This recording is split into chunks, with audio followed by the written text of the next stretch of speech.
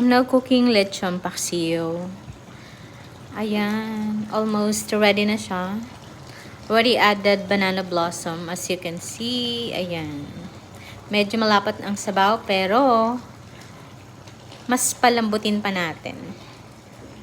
By the way, yung ating pork, in-air fried ko muna siya para matanggal ang mantika.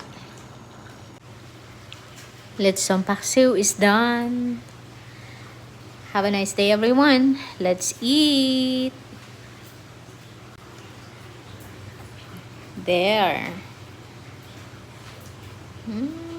Sarap nito sa kanin. Lalo na maulan.